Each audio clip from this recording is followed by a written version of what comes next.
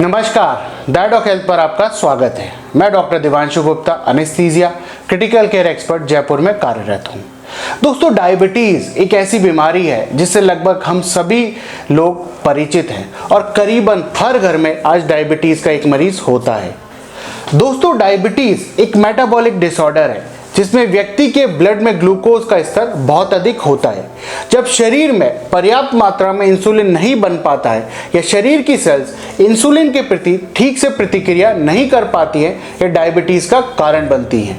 जब आपका शरीर ग्लूकोज को अपनी सेल्स में लेने या इसका एनर्जी के रूप में उपयोग करने में सक्षम नहीं होता है तो आपके ब्लड में एक्स्ट्रा शुगर बनने लगती है, जिसके कारण आपके हार्ट, किडनी, आईज या नर्व्स को नुकसान होने लगता है और मरीज को डायबिटीज़ के सिम्टम्स आने लगते हैं, जैसे कि बार बार पेशाब आना, बहुत प्यास लगना, ज़्यादा भूख लगना, बहुत थकान महसूस होना, दृष्टि का धुंधला होना, महिलाओं में सूखी या खुजली वाली त्वचा, बार बार ईस्ट इन्फेक्शन होना या मूत्र मार्ग में इन्फेक्शन होना, पुरुषों में सेक्स ड्राइव में कमी होना, इरेक्टाइल डिसफंक्शन, मांसपेशियों की ताकत में कमी, यह सारे लक्षण भी डायबिटीज़ में आने लगते हैं।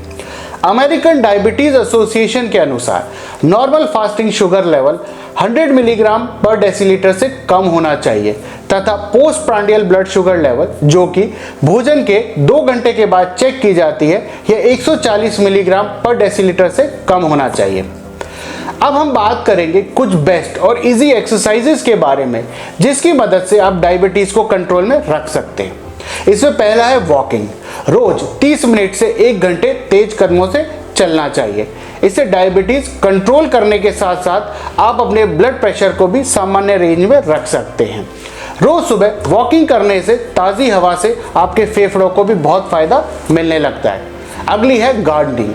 गार्डन में चलना, झुकना, गड्ढे खोदना, पौधों की निराई गुड़ाई, पौधों को पानी देना, घास काटना आदि कामों से शारीरिक श्रम होता है, जिससे डायबिटीज़ कंट्रोल करने में बहुत मदद मिलती है। योगा और प्राणायाम अगले हैं।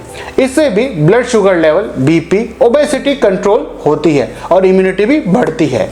शरीर में इससे स्ट्रेंथ बढ़ती है, फ्लेक्सिबिलिटी बढ़ती है, बैलेंसिंग और कंसंट्रेशन इंप्रूव होता है। अगला है सीढ़ियाँ उतरना और चढ़ना। सीढ़ियों पर ऊपर चढ़ना तथा नीचे उतरना भी एक्सरसाइज है।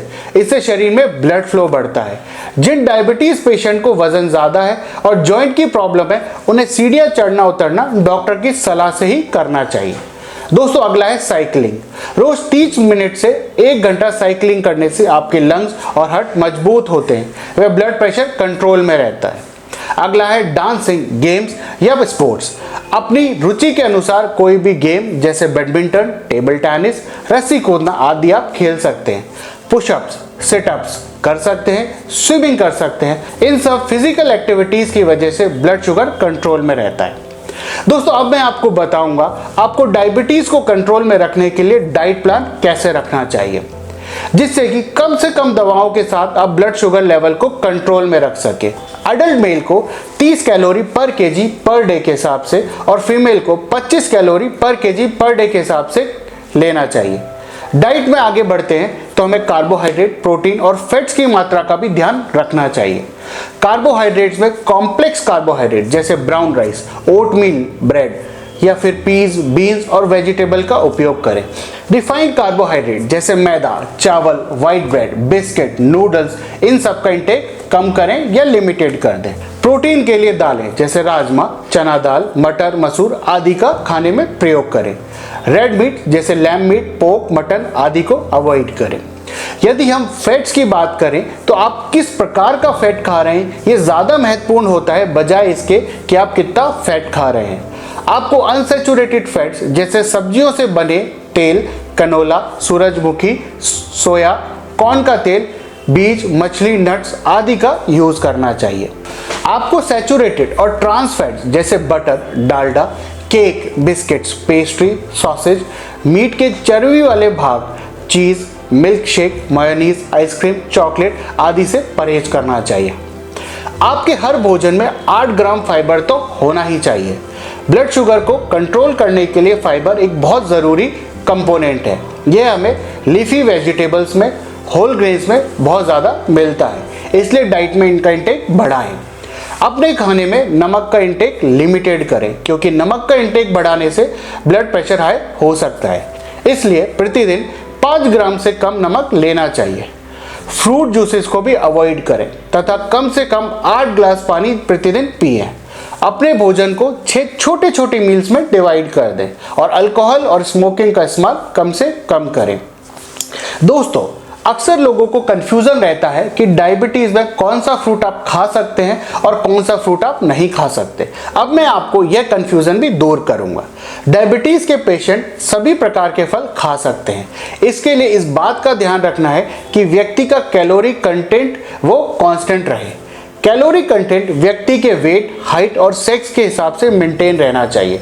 जो भी फ्रूट आप इंटेक करें उसे आप अपनी टोटल कैलोरीज में एडजस्ट करें।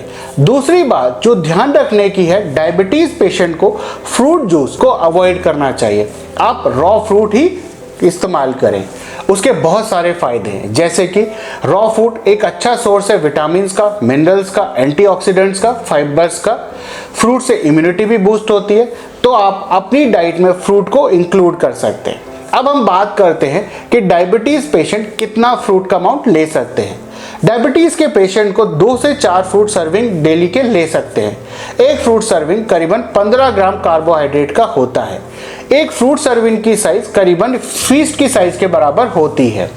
यदि पेशेंट को किसी स्पेसिफिक टाइप ऑफ फ्रूट से एलर्जी है तो आपको उस फ्रूट को अवॉइड करना चाहिए। दोस्तों, उम्मीद है ये जानकारी आपके लिए लाभप्रद होगी। मैं doctor Devanshu Gupta, anaesthesia and critical care expert, Jaipur में कार्यरत हूँ।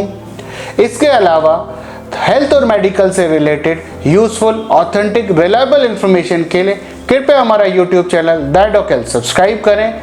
स्वस्थ रहें, सुरक्षित रहें। धन्यवाद।